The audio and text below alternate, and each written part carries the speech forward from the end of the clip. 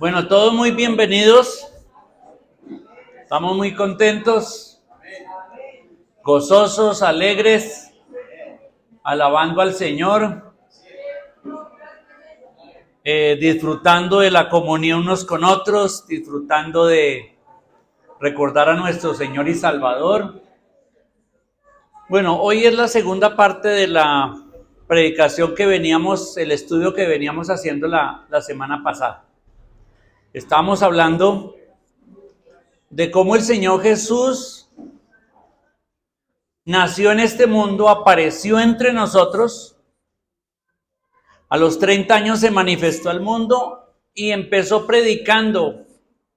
Su primera predicación fue: el reino de los cielos se ha acercado. Él anuncia que el reino de los cielos ha venido a la tierra y empieza sanando, empieza a hacer discípulos. Algunas personas que lo seguían, hombres y mujeres, y empieza a hacer discípulos y anunciando todo el tiempo el evangelio del reino de Dios. Abramos nuestras Biblias en Lucas capítulo 1. Lucas fue un discípulo del apóstol Pablo. O sea que Lucas nunca conoció a Cristo. Además, Lucas no es judío, es un gentil. Es gentil, es griego. Él no es judío.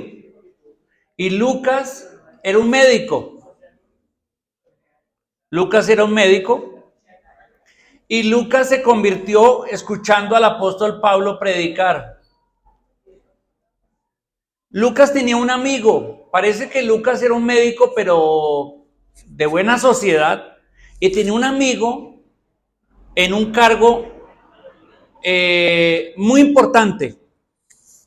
Y le escribió, entonces se puso en la tarea de investigar cómo había sido el ministerio de Cristo, qué había pasado con los testigos. O sea, se volvió no solamente médico, sino que se volvió historiador. Investigó, habló con uno, con otro, con toda la gente, entrevistó muchísima gente y escribió el libro de Lucas. Lucas es el único evangelio de los 4 evangelios. ¿Cuáles son los 4 evangelios? Mateo, Marcos, Lucas y Juan. Y Lucas es el único evangelio de una persona que no conoció jamás a Cristo, pero testifica y nos cuenta lo que pasó a través de la investigación. Por eso mírelo cómo empieza el evangelio de Lucas, capítulo 1, versículo 1. Dice: puesto que ya muchos han tratado de poner en orden la historia de las cosas que entre nosotros han sido ciertísimas, tal como nos lo enseñaron los que desde el principio lo vieron con sus ojos y fueron ministros de la palabra, me ha parecido también a mí, después de haber investigado con diligencia todas las cosas desde su origen, escribírtelas por orden, oh excelentísimo Teófilo, para que conozcas bien la verdad de las cosas en las cuales has sido instruido. Entonces mire qué interesante, ¿no? Este evangelio fue escrito por un médico, investigó todo, a una persona muy importante que lo llama excelentísimo Teófilo, y ese título solamente se le daba a príncipes, a reyes, a personas que eran de muy alto rango. Y parece que ese Teófilo era cristiano también, había recibido el evangelio, pero Lucas dice: voy a ponerle en orden todas las cosas que Jesús empezó a hacer. Lucas vivió más o menos 30 años después de que el Señor Jesús se había ido a los cielos, 30 años después. Y eso es lo que tenemos. Ahora, cuando leemos todo el evangelio, les invito a leer los evangelios. Es buenísimo leer la historia de Jesús en los evangelios. Cuando leemos los evangelios, notamos que los discípulos que lo seguían a Jesús por una razón. ¿Cuál era? No era tanto por los milagros que él hacía, aunque eran sorprendentes. No era tanto por los señales que eran hacía, como caminar sobre el agua, multiplicar panes, convertir el agua en vino y muchas otras señales. Tampoco era mayormente por eso. Tampoco lo seguían por las grandes enseñanzas que Jesús tenía, que eran asombrosas. Sus enseñanzas tampoco era, aunque los impactaba. Pero había una cosa importante por la cual seguían a Cristo. ¿Cuál era? Lo vimos el domingo pasado, en la enseñanza del domingo pasado. ¿Cuál era la expectativa de todos los discípulos de Jesús? Que Jesús era el Mesías y que Él iba a libertarlos de Roma, que Él iba a cumplir todas las profecías del Antiguo Testamento que decían que Israel volvería a ser una gran nación y que el Mesías traería la paz mundial y que Israel sería la nación cabeza de las naciones y que Él establecería su reino en la tierra. Porque todas las profecías decían eso. Y los discípulos estaban detrás de Él convencidos de que ese Mesías les iba a traer eso. Hasta se peleaban cuál sería el que iba a tener más alto rango cuando Jesús llegara a ser el rey del mundo entero. Pero entonces, ¿qué pasó? ¿Qué nos cuentan los evangelios? Que en lugar de que Él claro, cuando se emocionaron mucho, cuando lo vieron entrar en un burrito a Jerusalén y todo el mundo proclamaba ¿qué? Bendito el que viene en el nombre del Señor, el Rey de Israel. Y todos ellos dijeron, aquí es, ya se está manifestando como el Rey. Y con ese poder que tiene para milagros y señales, no, mejor dicho, con una palabra va a destruir a los romanos y vas. Y resulta que unos días después, ¿qué pasó? Murió. Fue traicionado por uno de sus discípulos, vendido.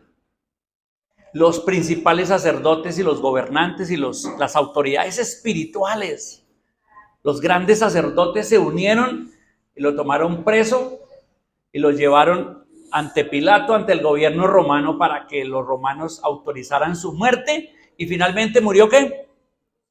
Crucificado como un vil malhechor. Murió Jesús. ¿Cómo se sentían los apóstoles? Los discípulos, cuando la expectativa era que Él iba a ser el Mesías, ¿cómo se sentían? Decepcionados, tristes, confundidos, ¿verdad? Mal, se sentían muy mal. Pero resulta que el viernes muere Jesús, lo sepultan, el sábado es el día de reposo, todo el mundo está guardando el día de reposo, y el domingo suceden varias cosas. ¿Y qué pasó? Jesús resucita. Ellos están allá todos atemorizados en un cuartico y Jesús se presenta en medio de ellos.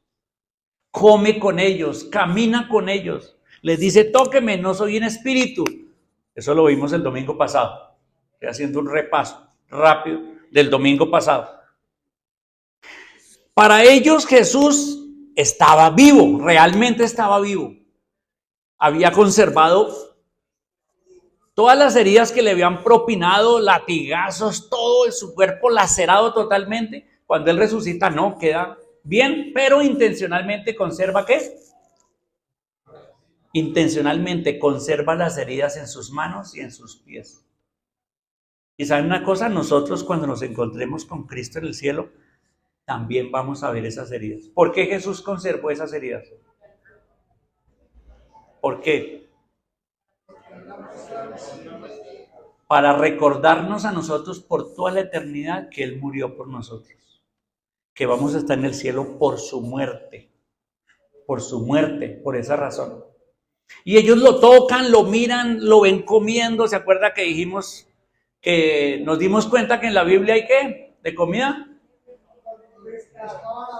Pescado a la bróster, porque le dieron pescado con miel.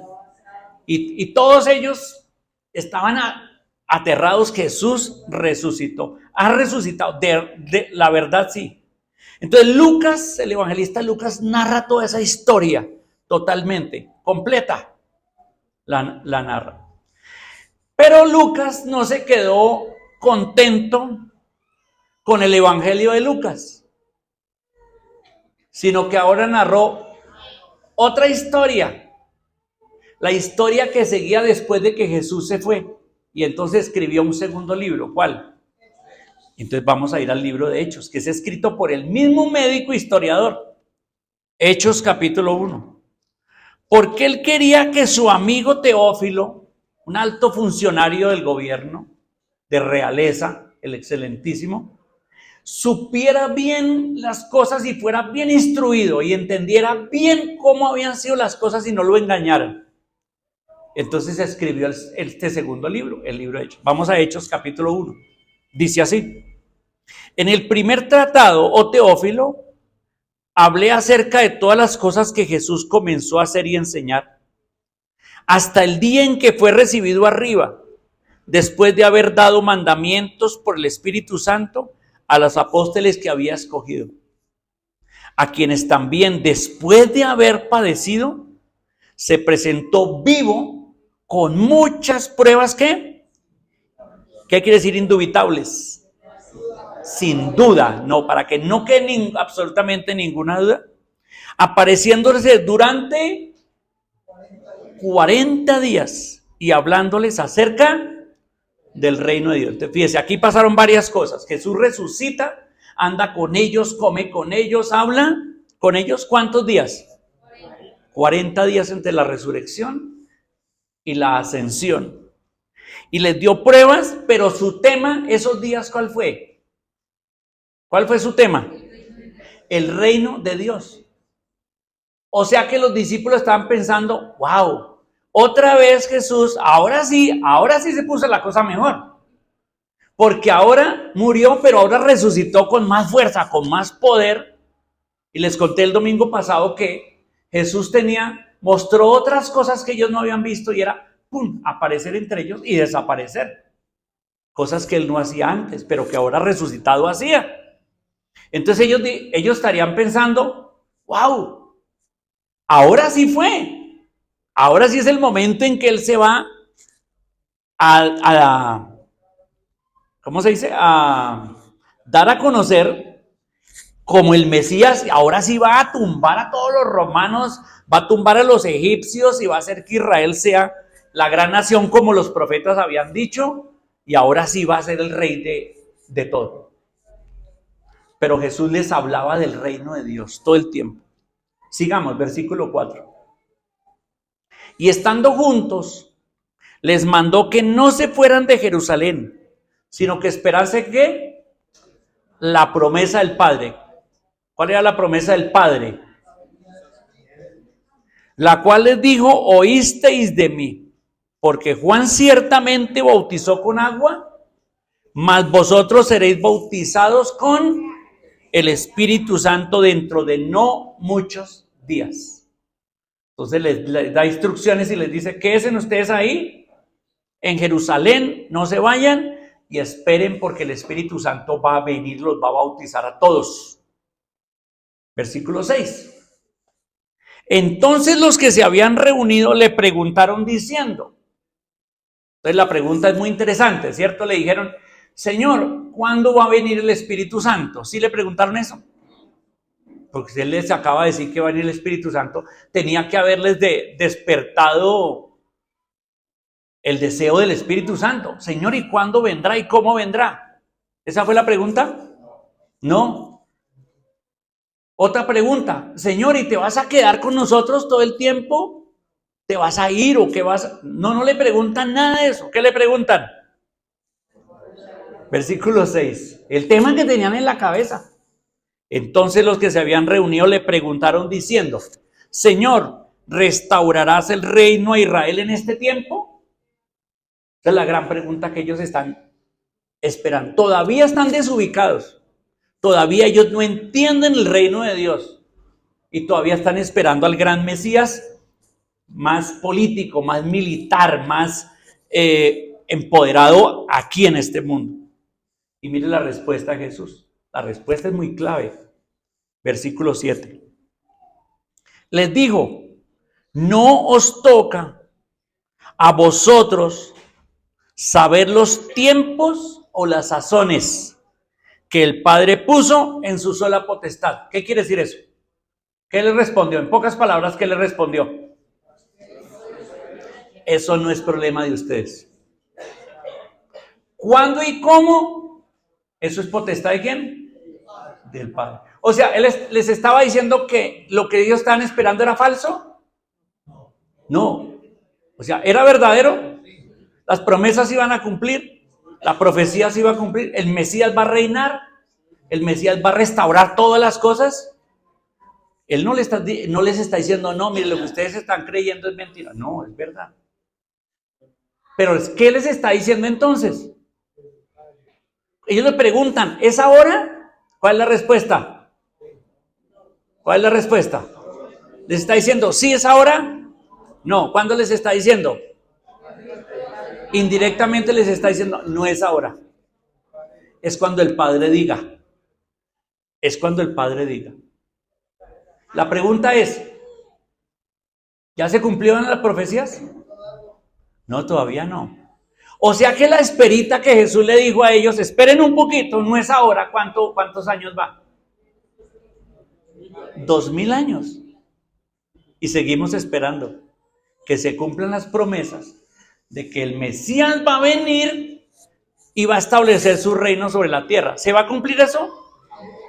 Igual que se cumplió la primera venida y los profetas anunciaron 700, 800, 1000 años antes que iba a venir el Mesías y nacer en un pesebre en Belén. Dieron todas las detalles proféticos y se cumplieron al pie de la letra. Entonces, hermanos, el Mesías volverá a volver. Es lo que se llama la segunda venida de Cristo. Lo que ellos tenían que entender es que el Mesías venía una primera vez, se iba e iba a volver una segunda vez para ahora sí lo que ellos están esperando ahí. Entonces Jesús ya está hablándoles y empiezan a entender que no era ahora y que era después y que ahora tienen otra misión. Bueno, y entonces seguimos leyendo el versículo 8 lo que Jesús les responde. Les dice, pero, ¿qué significa pero? ¿Qué significa pero?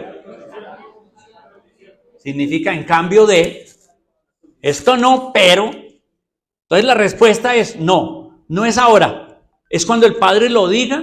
Es más, en los evangelios dice que le preguntaron a Jesús, ¿cuándo te vas a manifestar al mundo? Y él, ¿qué dijo? El día y la hora nadie la sabe, sino el Padre.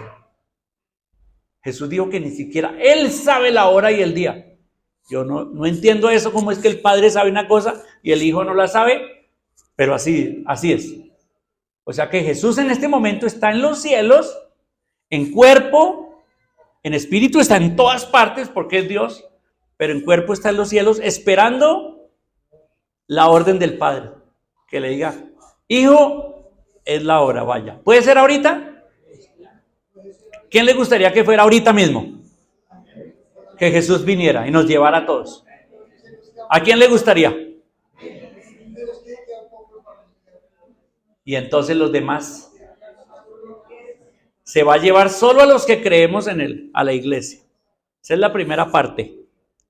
Y viene sobre la tierra 7 años de grandes tribulaciones, lo que se llama las copas de la ira, las trompetas de la ira de Dios. Va a venir sobre la tierra 7 años terribles, con juicios, con cosas terribles, y el anticristo se va. Bueno, pero ya me fui por otros, ya me emocioné, pero ese es otro estudio que vamos a hacer algún día, de las cosas que van a pasar, que están proféticamente dichas bien claras. Entonces el punto aquí que estamos viendo es que las expectativas que ellos tenían de un reino físico no eran todavía. Eran las expectativas, era un reino que espiritual. Entonces, avancemos.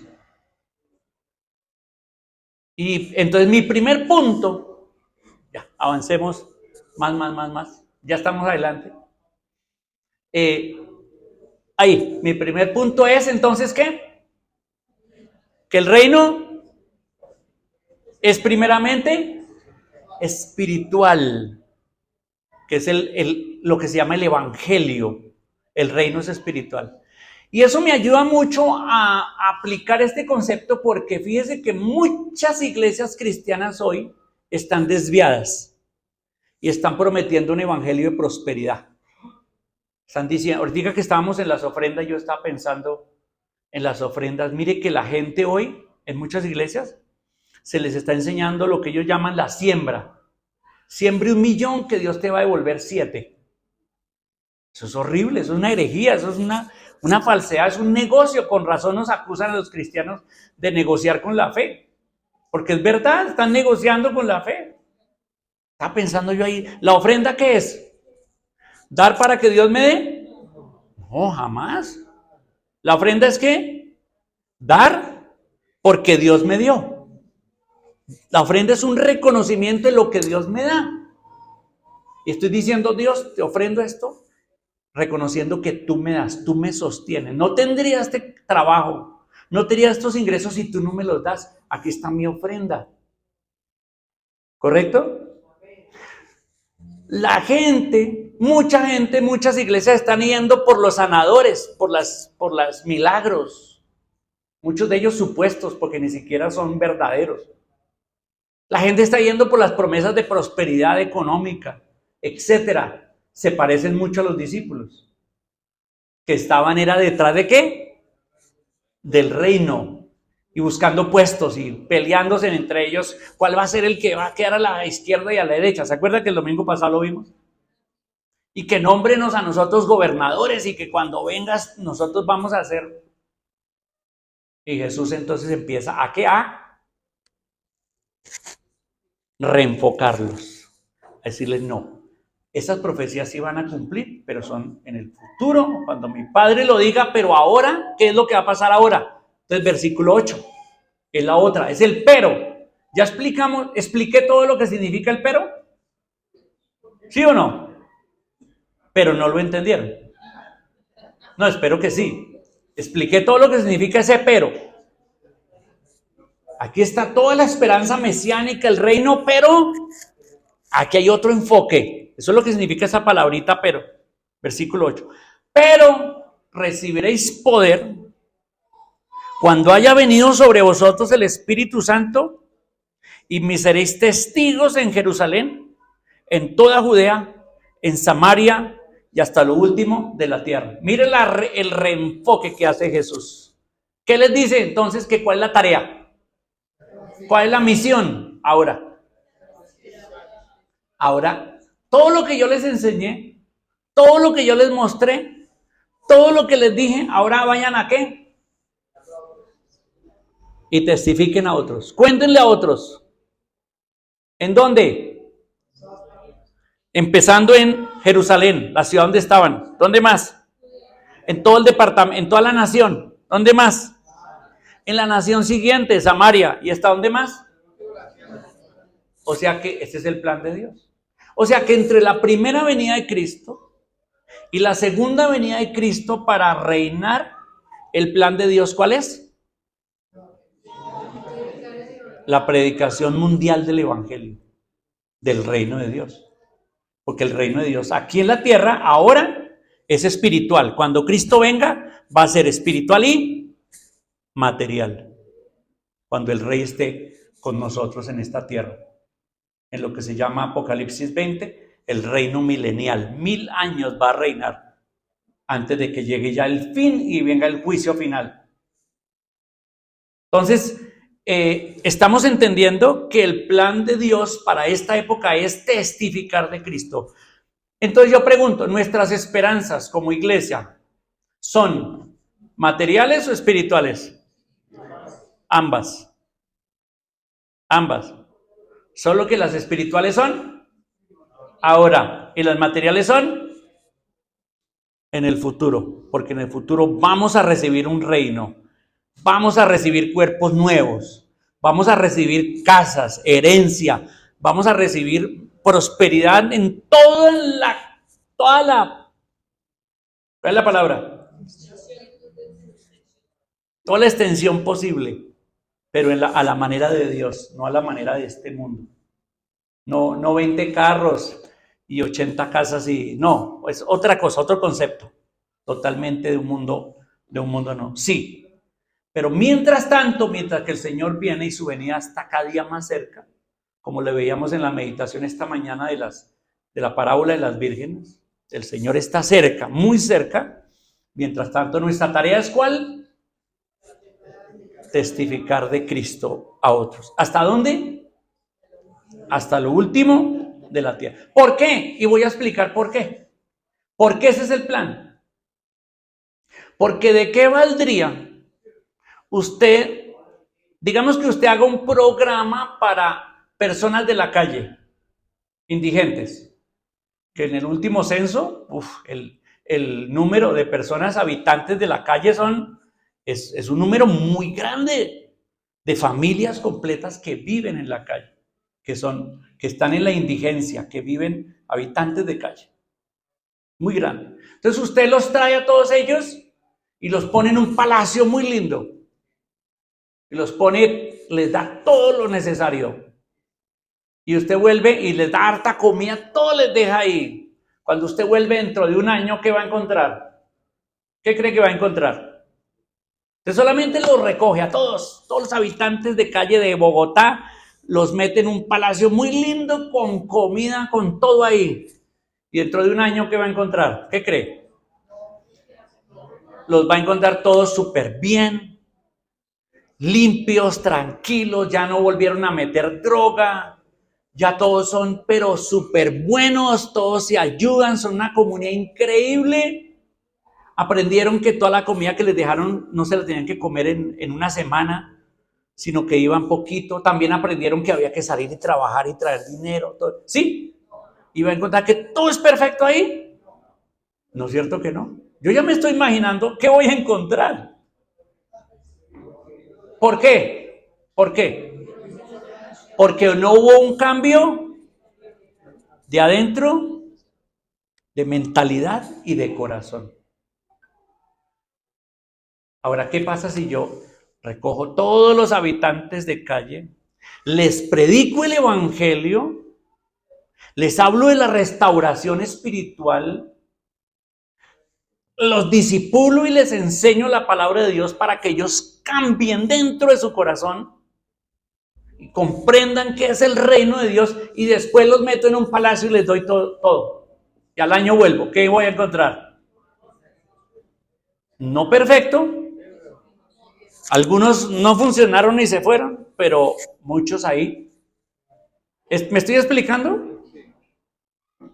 Por eso Jesús tenía que primero predicar el evangelio del reino para la salvación y cambio del hombre.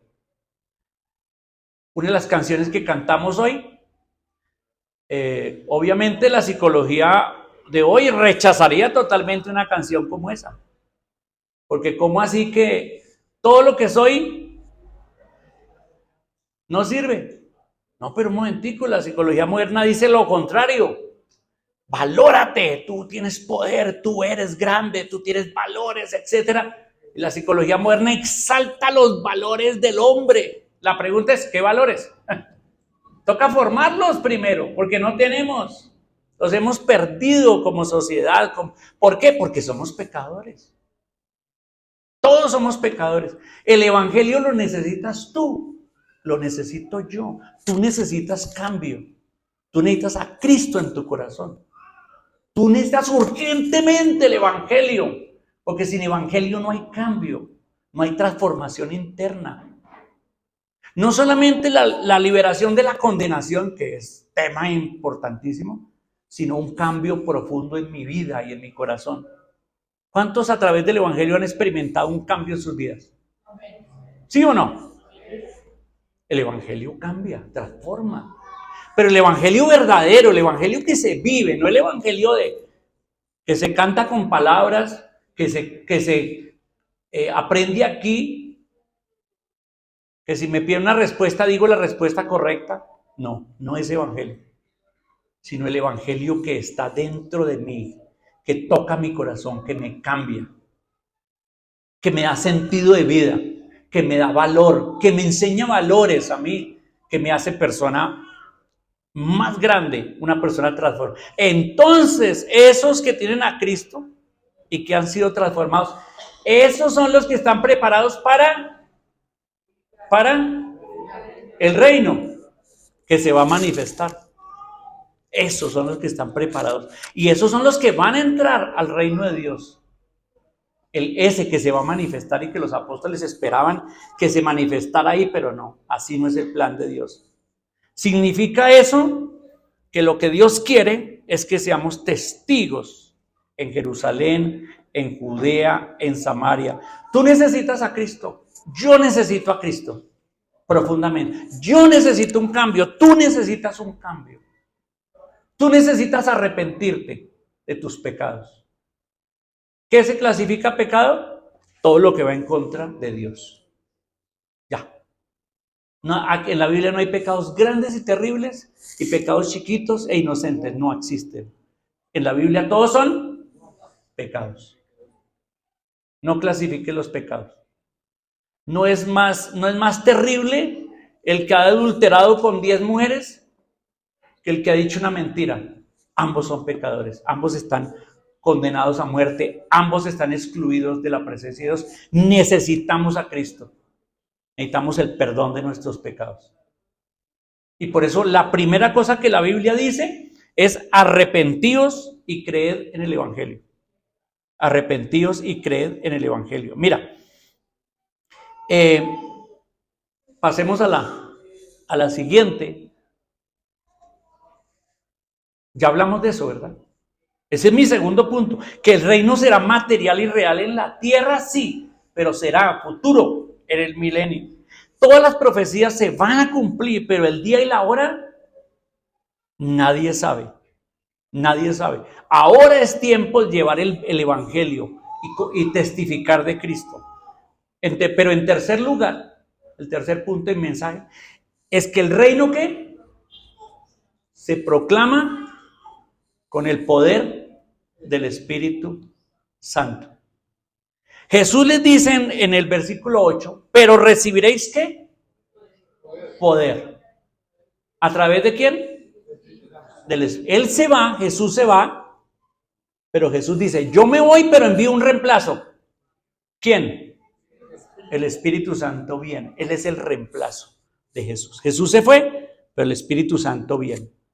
Ahora, el Espíritu Santo no tomó cuerpo, no, vino espiritualmente para morar entre nosotros. Y se manifestó, y es lo que tenemos en Hechos 2, la venida del Espíritu Santo el día de Pentecostés, ¿correcto? Cuando ellos esperaron y a los 40 días, el Espíritu Santo bajó sobre ellos y se manifestó. Y pasaron una de las cosas más increíbles que nadie lo hubiera pensado cuando el Espíritu Santo bajó. Y fue que hubo un cambio total en el corazón de los apóstoles. Un cambio total. El Espíritu Santo viene para obrar en el corazón. Viene para darle poder al que predica y para obrar en el corazón del que escucha. Porque yo puedo predicar bien el evangelio, pero la otra persona con el corazón cerrado no pasa. Entonces el Espíritu Santo va a trabajar en mi corazón para hablar y en el corazón del oyente para escuchar y ser tocado. Y yo espero que hoy el Espíritu Santo esté actuando hoy. ¿Sí o no? Ojalá yo esté hablando por el Espíritu Santo. Y ojalá ustedes estén escuchando por el Espíritu Santo. Es decir, es una escucha espiritual, es una escucha profunda. No solamente acá, sino adentro, en el alma, en el espíritu. Eso es lo que el Espíritu Santo logra hacer. Llevar la palabra adentro, a ser tocado, las entrañas de lo más profundo de mi ser. Por eso cuando predicamos el evangelio, la primera cosa que se predica cuando uno predica el evangelio, ¿qué es? Arrepentimiento. Arrepentimiento. Es la primera cosa. Necesito arrepentirme. Para arrepentirme necesito reconocer que soy pecador y que hago pecados. Que mi corazón es pecaminoso. Todo. Jesús dijo que del corazón salen los malos pensamientos, los hurtos, las mentiras y los adulterios. Todo sale del corazón del hombre. Jesús dijo que el corazón del hombre está dañado totalmente. La palabra de Dios dice que Dios pondrá un nuevo corazón. Y eso es lo que Cristo hace cuando viene a mi vida, cuando el Espíritu Santo viene a mi vida, es darme un nuevo corazón. En mi propia vida, no sé si yo les he contado cuándo fue que recibí a Cristo. No les he contado, voy a contar. A los 12 años recibí a Cristo en mi corazón. Y Dios usó un hombre, se llama Ricardo Yarral. Creo que lo conocemos, ¿verdad? Ricardo Yarral. Él es de Nueva Zelanda. Dios le puso en el corazón a él venir a Colombia, desde muy joven. Y un día agarró un barco y se embarcó desde Nueva Zelanda en el año 69, en el año 70. Se embarcó para Colombia en un barco con su esposa y se vinieron a predicar el evangelio.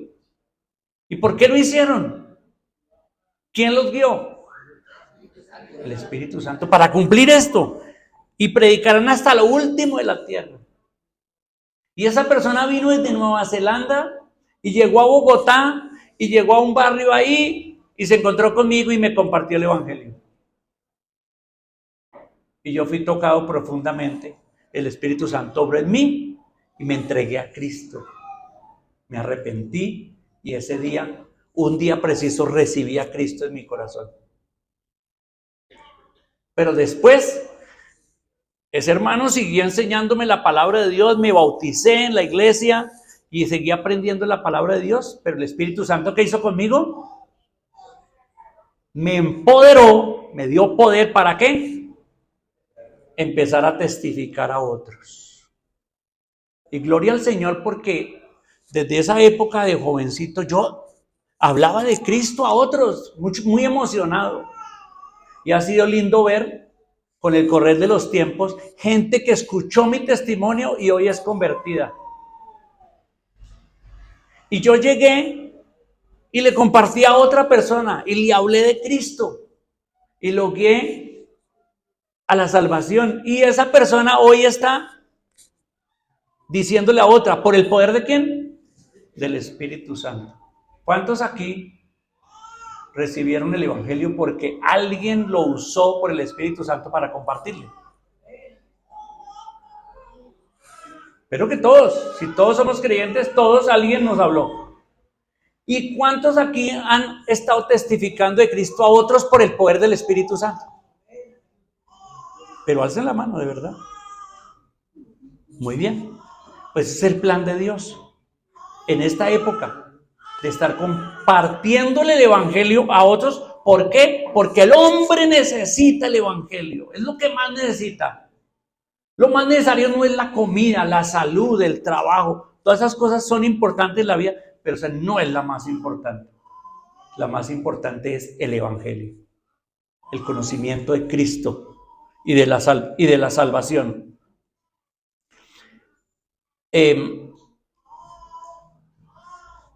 Miremos un poquito una historia precisa de uno de los discípulos, el más cansón de todos, el más impetuoso, el más sagaz, el más valiente. ¿Cuál era?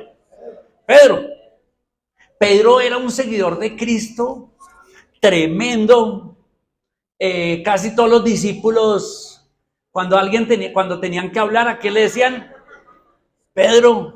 Y Pedro se volvió como líder ahí dentro de ellos, dentro del grupo de los discípulos. Y Pedrito iba bien. Incluso leemos que Pedro hizo cosas grandes andando con Jesús. Vio la transfiguración de Jesús, caminó sobre el mar con Jesús, sanaba, echaba fuera demonios. Pedro, andando con Jesús, aprendió muchas cosas, hizo muchas cosas. Pero cuando Jesús lo tomaron preso y Pedrito andaba ahí detrás de Jesús en el patio donde lo tenían preso, ¿qué pasó? ¿Lo negó qué? 3 veces lo negó. O sea, el ánimo y el ímpetu, ya entendemos por qué. Y se fue al piso y negó a Cristo. Negó a Cristo.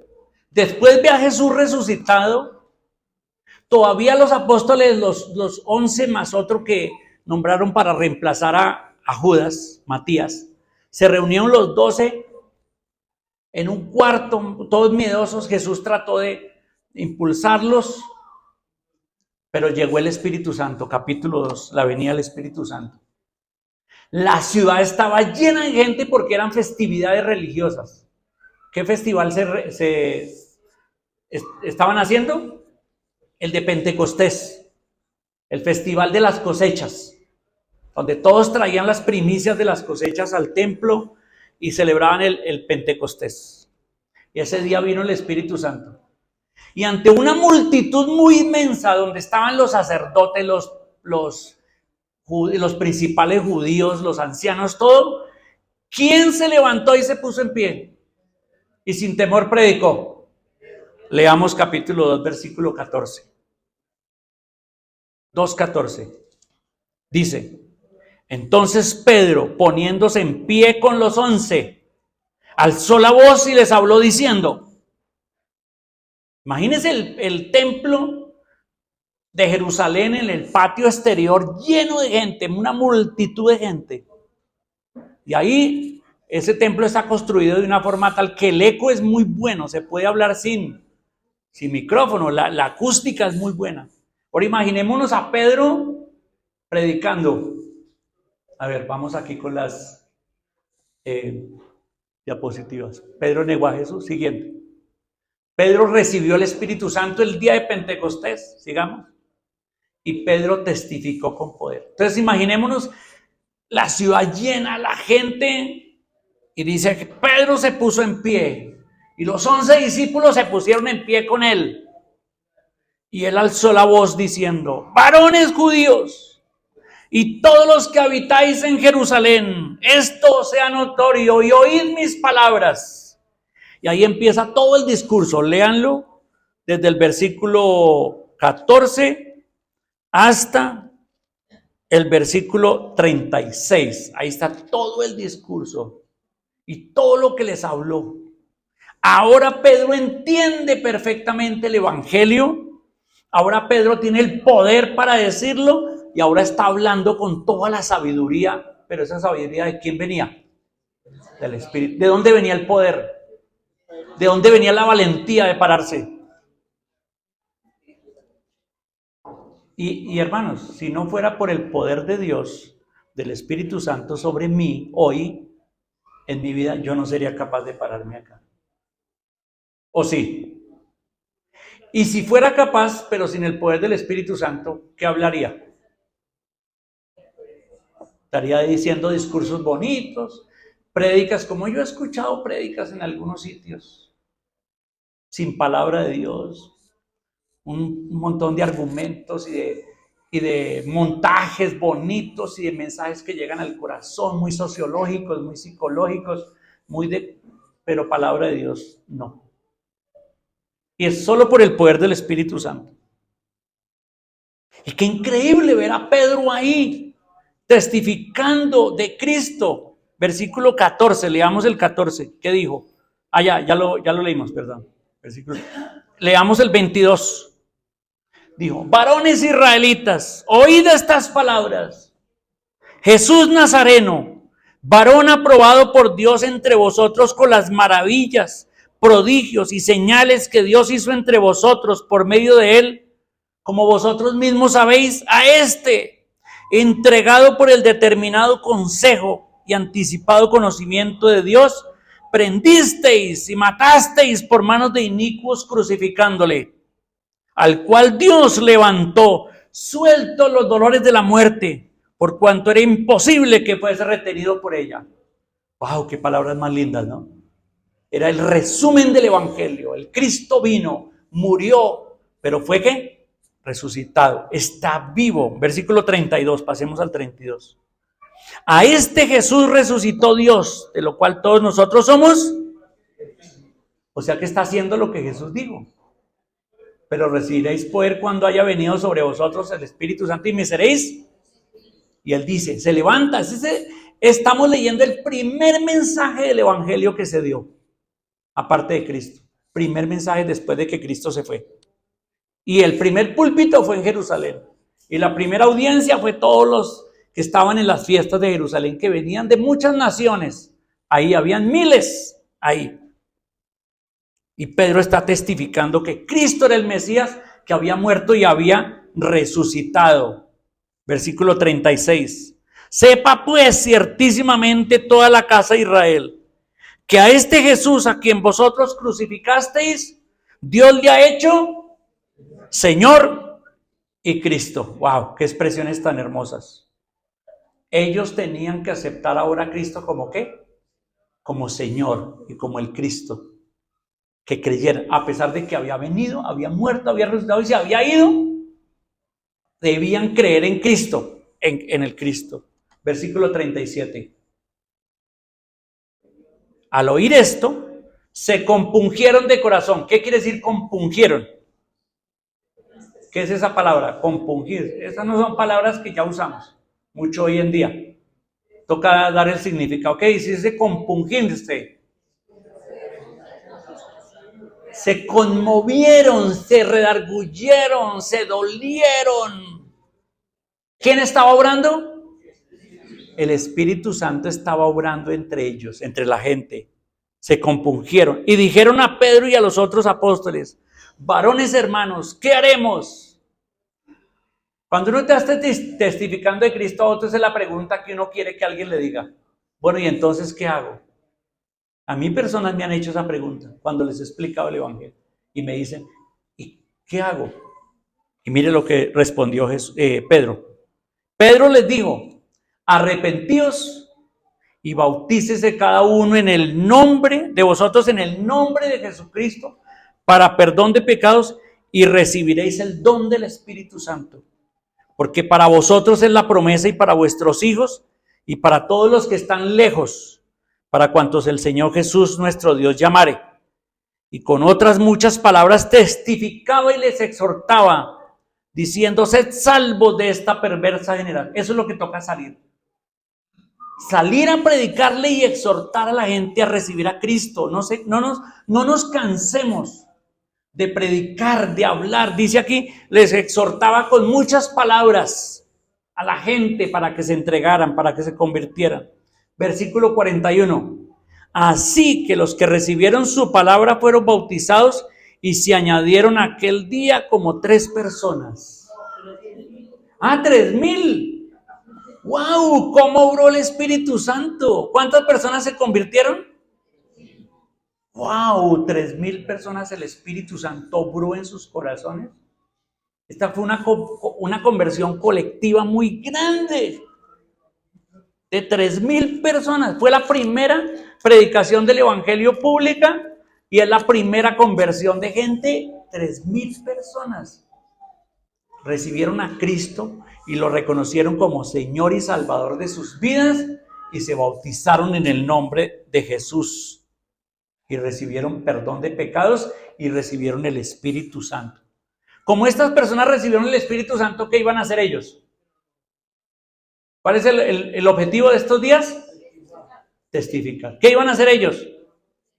Eran 3,000 que iban a empezar a testificar a otros. Versículo 42. Y perseveraban en la doctrina de los apóstoles, en la comunión unos con otros, en el partimiento del pan y en las oraciones. ¿Qué hacían estos primeros cristianos?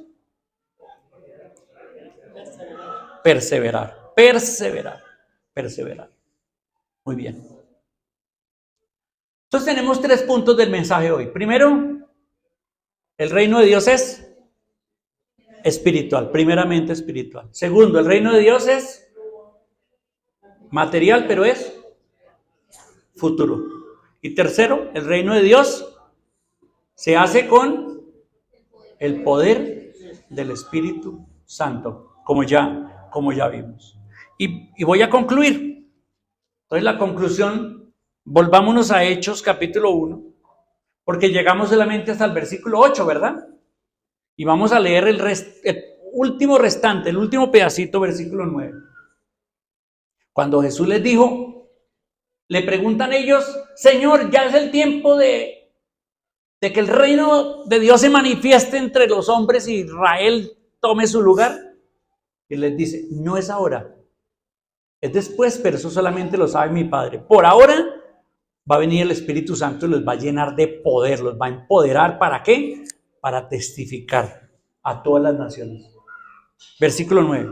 Y habiendo dicho estas cosas, viéndolo ellos, fue alzado y le recibió una nube que le ocultó de sus ojos. Ahora imaginemos esa escena. Están los 11 discípulos con Jesús. Jesús les dice eso y después de que les dice eso, sus últimas palabras fueron, vayan y testifiquen hasta lo último de la tierra. Y enseguida, ¿qué pasa? Ven que sube, que se eleva solito. Y se quedan ellos así hasta que entra una nube y se quedan ahí. Versículo 10. Y estando ellos con los ojos puestos en el cielo, entre tanto que él se iba, y aquí se pusieron junto a ellos 2 varones con vestiduras blancas. ¿Qué clase de varones eran? Cuando dice con vestiduras blancas, ángeles, los cuales también les dijeron, varones galileos, ¿por qué estáis mirando al cielo? O sea, ¿se embobaron ustedes o qué? ¿Quedaron mirando ahí arriba? Oiga, ¿qué hacen mirando al cielo? ¿Se quedaron ahí? ¿Se embobaron ahí mirando al cielo? ¿Qué les pasa?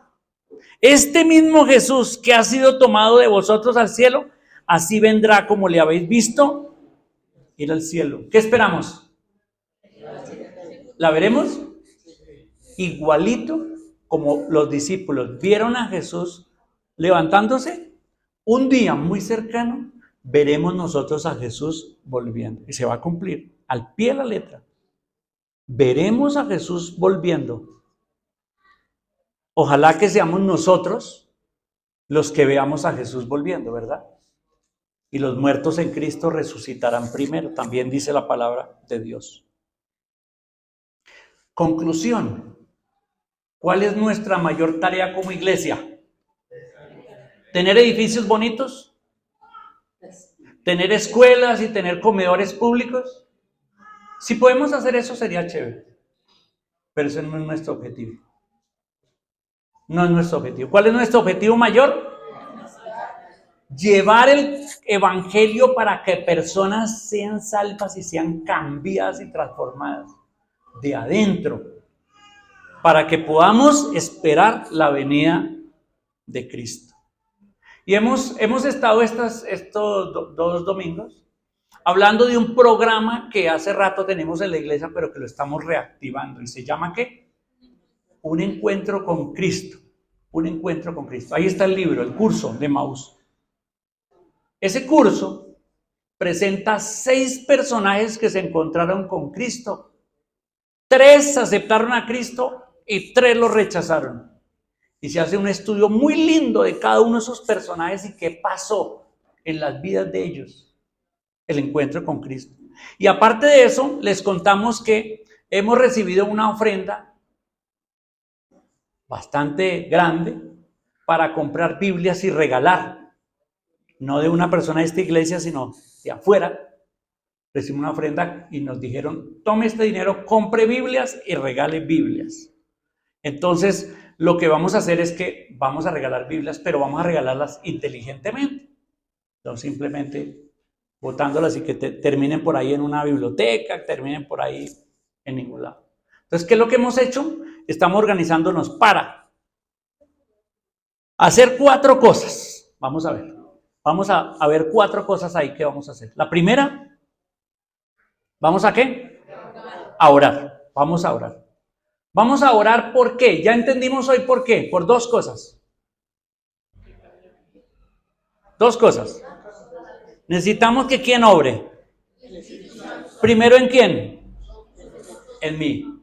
Entonces oremos por nosotros para que el Espíritu Santo nos use para predicar el Evangelio a otro. ¿Correcto? ¿Pero qué más hace el Espíritu Santo? Obrar en el otro. Entonces oremos por el otro. Y nuestro desafío es, que lo dejamos desde el domingo pasado, tienes que estar pensando en una persona con la cual de pronto ya has hablado algo de Cristo, pero quisieras pedirle al Señor que esa persona esté dispuesta a estudiar la Biblia contigo. A estudiar la Biblia contigo. Ya tienes que estar pensando. Ya estuvieron algunos pensando, ¿verdad? ¿Quién ya tiene? ¿Ya sabe quién? Levante la mano, bien levantada. Mejor dicho, pónganse en pie. Los que ya saben quién es la persona por la cual voy a empezar a orar. No quiere decir que ya te dijeron que sí. Venga, pero a orar, solamente a orar. Bueno, aquí están estos hermanos. Gracias, hermanos. Siéntese. Espero que ustedes hayan llenado un papelito con el nombre suyo y de la persona. Ahora necesitamos como iglesia que todos quedemos en esto, todos, que ninguno se quede por fuera. Entonces necesitamos que usted piense en una persona a la cual usted quiere predicarle. Entonces, como iglesia, vamos a orar por esas personas. Vamos a levantar una lista y entre todos vamos a empezar a orar por esas personas al Señor. La oración me prepara a mí y prepara a la otra persona. Entonces, aparte de los que ya se pusieron en pie, ¿quiénes ya en este momento pensaron en alguien y les gustaría orar por esa persona? Pónganse en pie. No los que ya tienen, no los que ya tienen, no, sino otros que ya tienen una persona. Ya, mire, ya se están poniendo de pie. Algunos que no se habían puesto de pie y que dicen ya estoy pensando en alguien. Ya, muy bien, hermano. Pueden sentar. Ustedes que se pusieron en pie, búsquense a Joana. ¿Dónde está Joana? Por acá. ¿Saquen?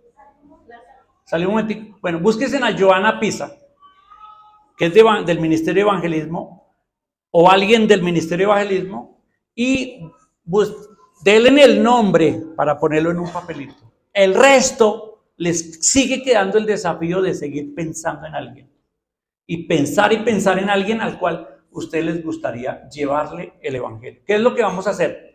Eso es primero la oración. Con esos papelitos, ¿qué es lo que vamos a hacer? Vamos a hacer un muro de oración. Vamos a poner todos los papelitos y vamos a hacer un muro de oración para orar por esas personas.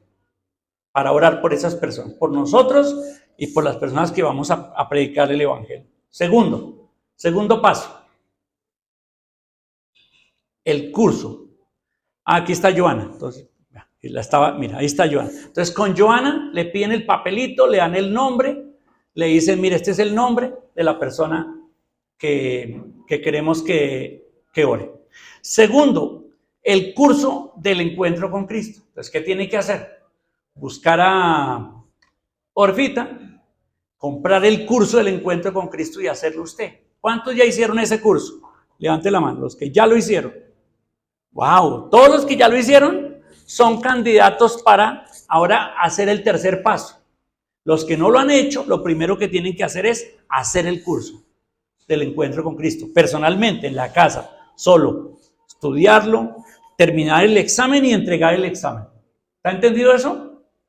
Tercer paso, la capacitación.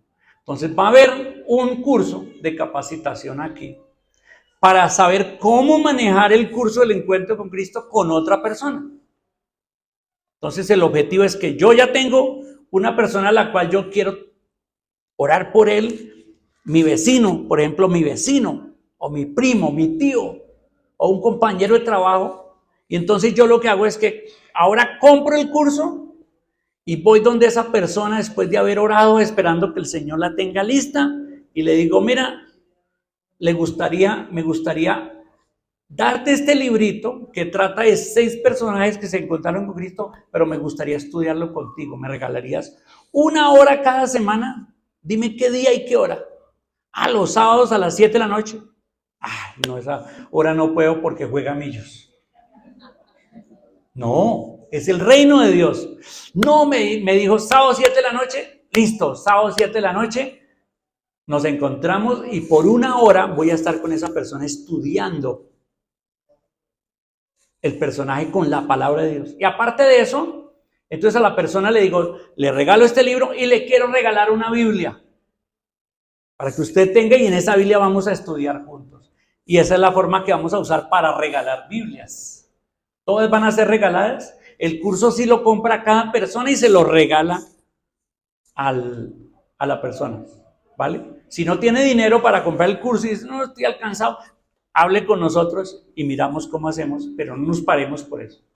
Bien, esa es la tercera parte. Un curso, hacer la capacitación. Y cuarto, la acción.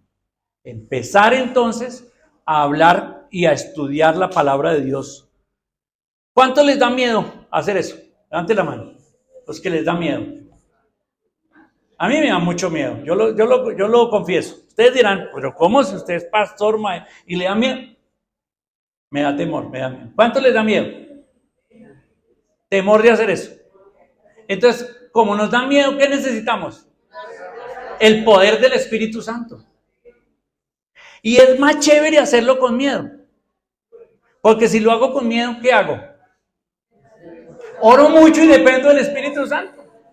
Hasta el punto que a veces, que me ha pasado a mí, cuando estoy hablándole a alguien, hasta a veces le digo cosas que yo no había pensado.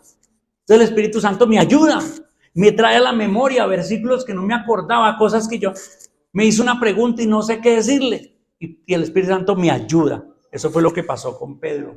¿Sí? Entonces estamos en eso, hermanos. Ese es nuestro desafío. Eso es lo que queremos hacer hacia allá. Queremos ir y queremos que todo miembro de la iglesia J. Vargas debe tener la meta de poder hacer un discípulo. Hacer un discípulo.